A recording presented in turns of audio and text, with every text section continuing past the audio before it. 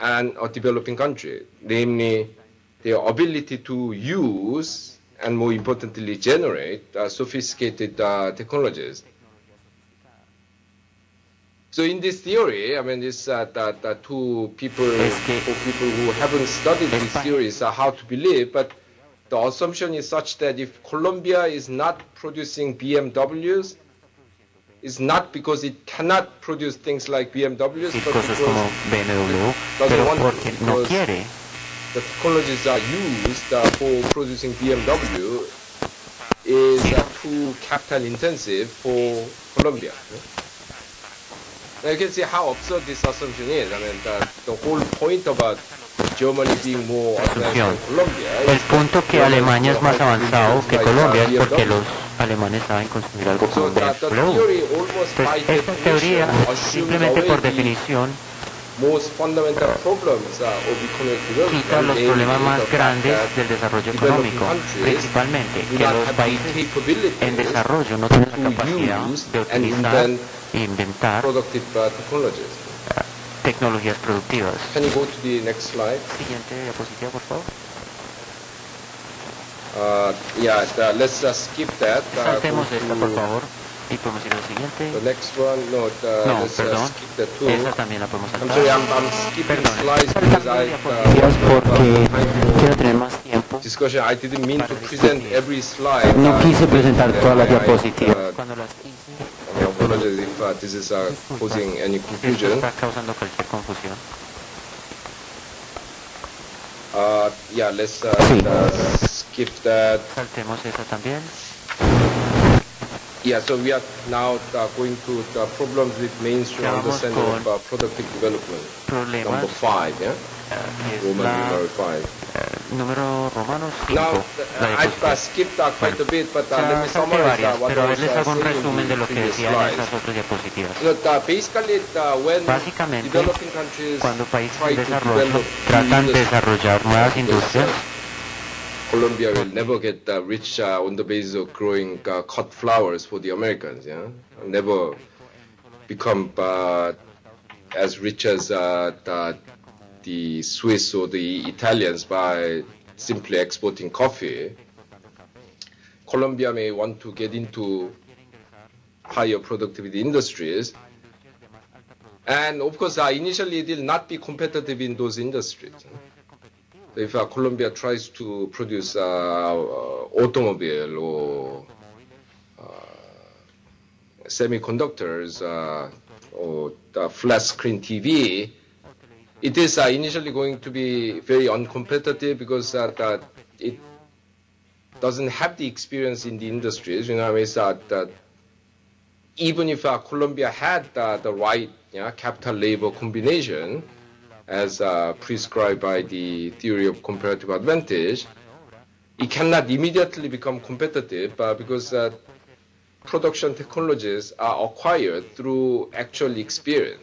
Even if you had all the right machines, right engineers, and so on, you cannot just bring them all together overnight and build the internationally competitive firm. This process takes a long time. And indeed, as you can see from the slide, countries like Britain and the United States actually in the 18th and the 19th centuries, respectively, maintained some of the highest tariff rates in the world for 120 years before they became competitive. The great myth is that the British invented free trade, the Americans perfected it. No, actually, these countries invented protectionism. The theory of protectionism, but called the infant industry argument, namely the argument that the governments of economically backward countries need to protect and nurture its new industries through means like tariffs and subsidies, was actually invented by the very first finance minister of the United States, Alexander Hamilton. That's the guy you see on the $10 bill. Japan protected and subsidized its car industry for nearly 40 years before it could become competitive in the world market.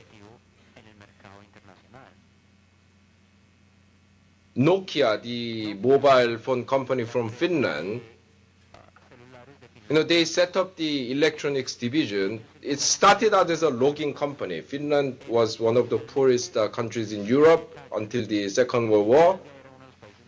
Basically, all it had was trees. Yeah? So Nokia cut down trees, made sold the logs, made paper pulp and so on. And it diversified into things like making rubber boots and coating electric cables and so on. And in 1960, it decides to set up an electronics division, which was the beginning of today's the global mobile phone business. And that electronics division made losses for 17 years. So only in 1978 they made their first profit. And of course, during those 17 years, the Nokia Electronics had to be subsidized by sister companies in the Nokia group, the logging company, the rubber boots company, the electric cable company. And this is how countries and companies develop. I mean, it takes 20 years, 40 years, 100 years, 120 years.